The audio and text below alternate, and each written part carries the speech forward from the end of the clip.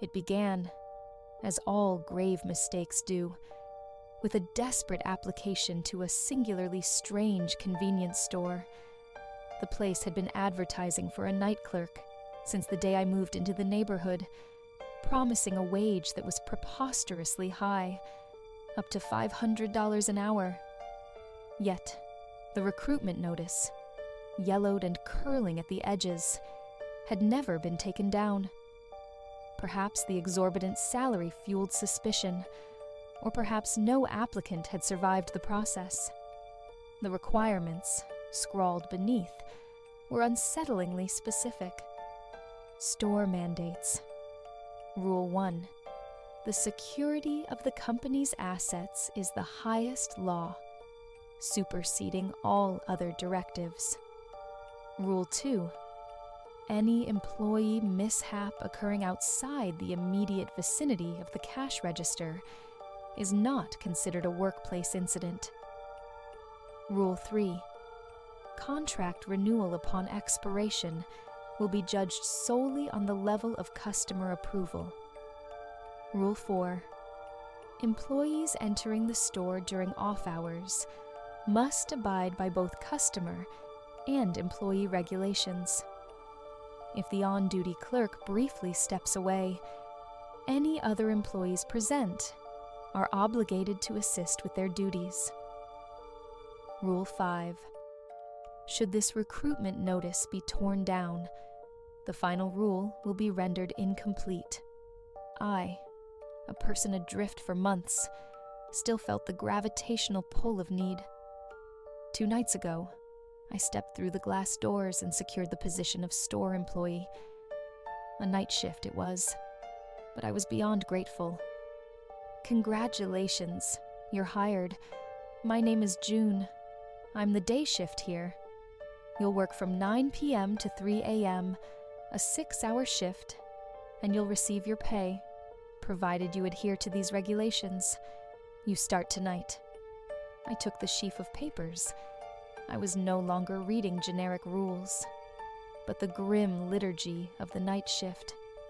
Night shift edicts. It's dark now, so close your eyes. Rule 1. During working hours, if a customer is inside, you must keep your eyes shut until they depart. A warning. Ensure the customer has genuinely left. The only thing you can trust is the sensor by the entrance. It emits a sound when a customer enters or exits the store.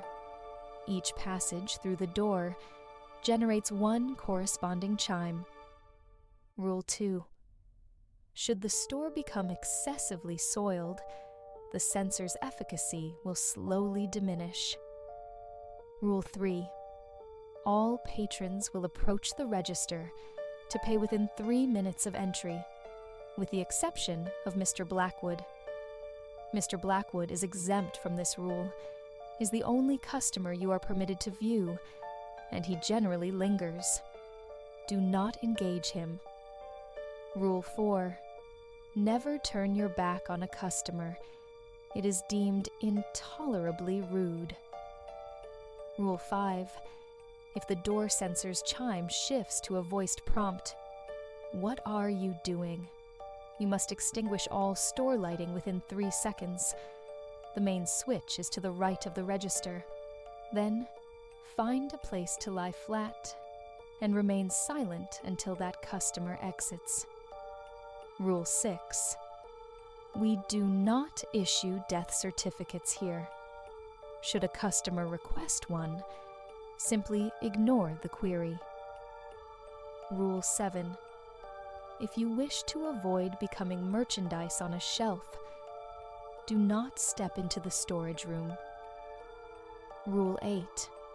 The convenience store requires a fresh customer visit every 60 minutes. If this requirement is unmet, you must assume the role of a customer yourself.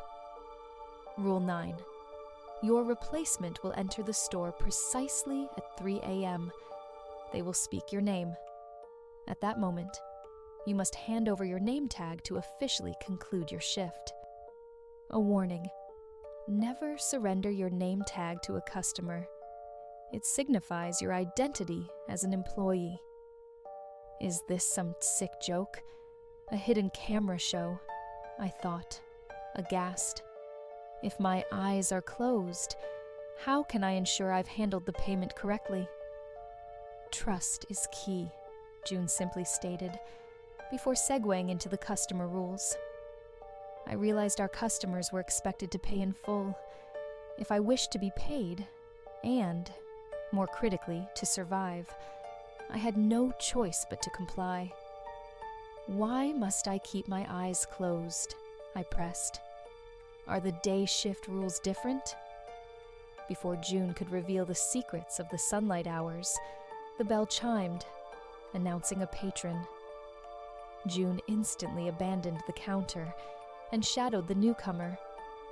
She walked nearly pressed against the customer's back, her gaze fixed until the item was chosen. When the patron, Frank, arrived at the register, June was there. A cola bottle and a few bills, a currency I didn't recognize, were placed on the counter. June's demeanor was one of exquisite, gentle friendliness, a stark contrast to her earlier icy composure. Who is she? Ah, I see, I thought. The customer left swiftly. June exhaled, a visible relief. A fair transaction is the foundational rule I must uphold. Smiles, courtesy, information, and even lies. All of it is calculated. Of course, broken or hidden goods must also be accounted for, and services rendered must correspond exactly to the money offered. But what happens if the transaction is unfair? June held out her hand. Raised, ragged scars patterned the skin, as if a wild animal had savaged her. Violation of the rules demands punishment. I swallowed, the sight confirming my nascent belief. No one would commit such effort and draw real blood for a mere prank. Is it? I asked hesitantly, because pricing the service is difficult? No. It's because sometimes they come in pairs. They cooperate to attack you. Or am I wrong? Yes, but the true motive is to compete for a staff position. Every single customer in here desires to become an employee. She paused, adding that if a customer masters all the rules and acquires the staff list, they may begin work. And the original staff. June looked at me softly. They are the customers we now serve. Hearing this, a sudden cold panic gripped me. To be hired and forced to start on the same day, my body began to tremble. The trembling stopped abruptly when June laid $3,000 before me.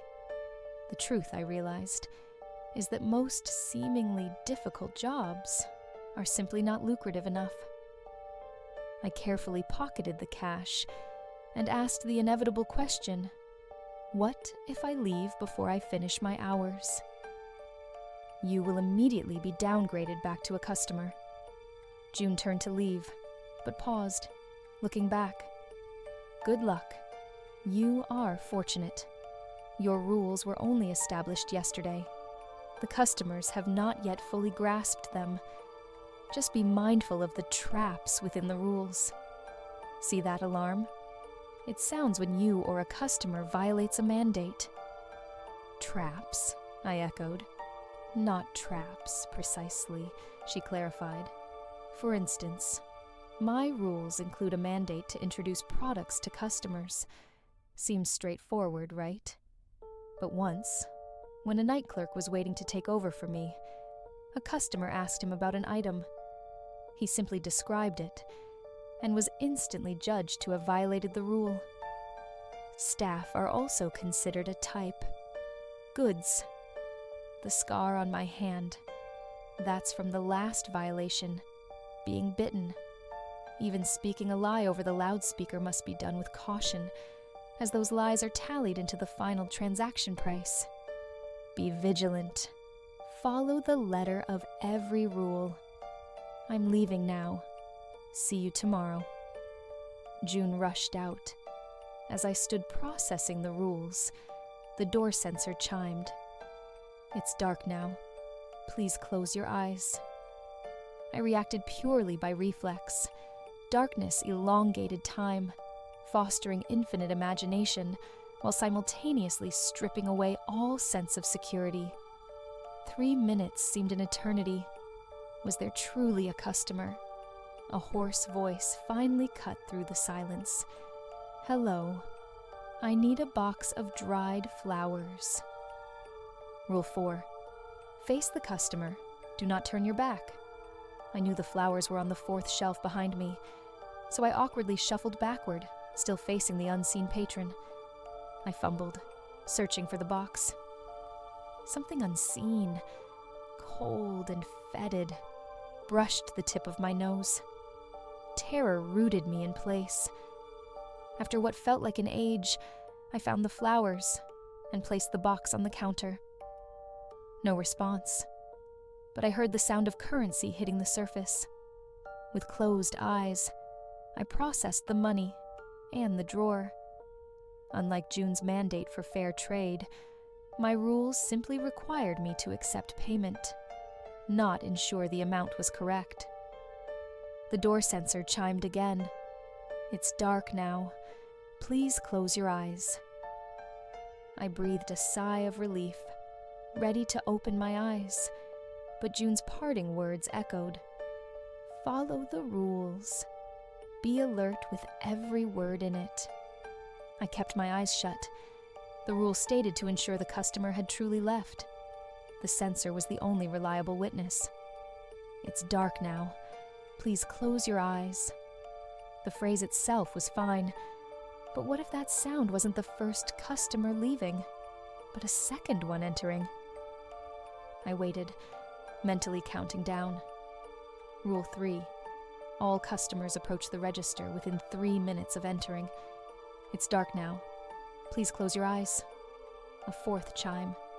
Too cautious now. I counted 200 seconds more. 3 minutes passed, and no one approached the counter. I opened my eyes. 2 customers stood inside. A man with spiked hair was near the shelf, reaching for chips. The other, a woman, stood at the register, staring at me with a malevolent glee. The alarm shrieked. Fear surged, making me dizzy and momentarily paralyzed. I forgot about him. Mr. Blackwood. The woman screamed and lunged. I was powerless, allowing her to bite deeply into my arm. Perhaps customers have their own rules, too. Just in time. The conversation faded. They seemed to sense my growing anxiety. I felt 3 sets of eyes on me. I backed away, moving toward the exit. "You must not turn your back to us, right? I think today I can become a store employee. Who cares if they recognize me?" I hugged my bleeding arm, screaming internally. Just survive tonight, and I resign. Finally, I was safe outside the store. "It's dark now. Please close your eyes." The first thing I did in the corner, under the neon glow, was review the rules. Rule 8. New customers every hour, or I must become one. I checked my phone. 22:12. The 5 customers had entered between 2:15 and 11:20. I guessed. My intuition was right. I was already close to violating Rule 8 again, and needed to re-enter as a customer. I stayed put, meticulously engraving every employee rule into my mind. Then, I considered the other side. What rules must a customer follow? To play the role, I had to fully embody it. I looked back into the store. The 3 customers stared, their cold, calm eyes mixed with a predatory hunger. They were looking at the rule sheet in my hand. I ripped it up, then removed my employee badge. After a few deep breaths, I stepped inside. It's dark now. Please close your eyes. No alarm. I was correct. I picked up a bottle of gum and placed it on the counter, then froze. The customer's money was a currency I'd never seen. I didn't know where to find it. Mr. Blackwood noticed my confusion. Do you need me to lend you some money? The three closed in. Cold sweat broke out. I couldn't just stand there. If 3 minutes passed without a request, I'd violate the customer service principle. The clock read 22:27, 2 minutes inside. The customer, Mr. Blackwood, placed his hand on my shoulder. A thought flashed. I want a death certificate. A long silence. No response came from me. I heard a sigh of regret from the trio. I asked the fifth customer what the penalty was for a customer violation. Violating as an employee means you become food for the customers. Since you are an employee, the first violation as a customer means you are stripped of your employee rights and become a permanent customer, unless you can successfully resign within 24 hours. For example, we all worked here before becoming customers. Violating again after that means you are remanded to the storage room. I need to go to another store. I need that death certificate today, I insisted. Why does he need that? Of course, to prove his death. Soon, customer 4 left, then customer 5. This was my chance. I followed customer 5 out. It's dark now. Please close your eyes. I turned my back, re-entered, and leaned against a shelf, facing away from the counter. It's dark now. Please close your eyes. A new customer. I closed my eyes just as a voice echoed, "What are you doing?" The special customer. I fumbled for the light switch. All lights went out. The alarm remained silent. I had made the 3-second limit. I dropped to the floor. Heavy footsteps echoed outside, then inside. Soon, Mr. Blackwood's labored breathing joined the silence. Why was Mr. Blackwood afraid? He was exempt from the 3-minute rule, yet he was hiding too. I lay silent, as commanded, until the customer left. The silence was eerie, timeless. Suddenly, the alarm blared. It wasn't the special customer. A new customer had violated the rule. He hadn't reached the register within 3 minutes. Pleading, crying, and a dragging sound followed, pulling the man into the back room. My fear solidified. Rule 5 and Rule 8 contradicted each other. Rule 5. Turn off lights, lie down, and stay silent until the special customer leaves. Rule 8. A new customer must visit every hour, or I must become one. The conflict. If the special customer remains for over an hour and no new customer enters, I am guaranteed to violate a rule. I simply choose my form of punishment. I began counting. 600 seconds, then a restart. 600, 600, 600. Half an hour passed. 512, 513, 514, 515. Finally, a noise from the back, moving toward the front door. It's dark now. Please close your eyes. I counted another 180 seconds to be sure. I stood up. Only Mr. Blackwood remained, now lying on the floor, surrounded by a trail of bloody footprints. I panicked, darting out.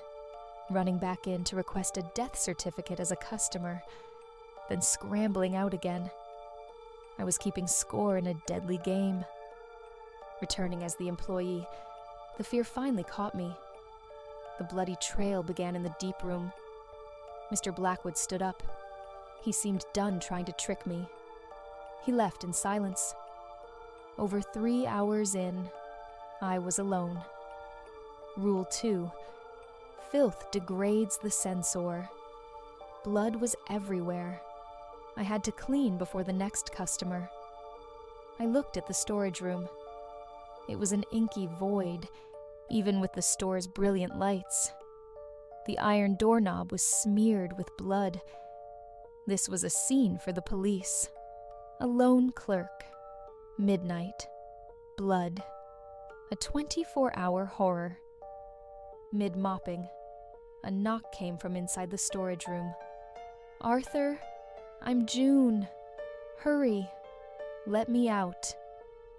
June, the day clerk. I realized she wasn't a customer, or the storage room wasn't part of the store, which is why the previous customer interaction hadn't caused an alarm. I refused to open the door, but listened. "Your rules are incomplete. Let me out, and I'll tell you everything." I hummed, kept mopping, and closed my eyes. The sensor chimed. I looked back. A strange customer was there. The alarm sounded, and he bit me. I cursed, mopped again, and was bitten once more. The sensor is failing. You're pushing it, Arthur. I know how to resign. Resignation is conditional. Yes, this is a job for life, but I know the only way out. Let me go, and I'll tell you. I wanted to resign, but not at the cost of sacrificing myself. It was 2 a.m. now. Mr. Blackwood had left. Most customers bought little and left quickly. A few brave ones ran to the storage room to talk to June. But when I told them to look inside, they turned pale and fled. I had memorized the rules, occasionally touching the $3,000. The job wasn't so bad after all. I set an alarm for 3 a.m. The knocking from the storage room became frantic. We are all reserves for that thing. Do you think violating a rule and getting bitten once is the end of it? Each bite adds an extra month to your service. Is that blood yours? Right. I'm not lying.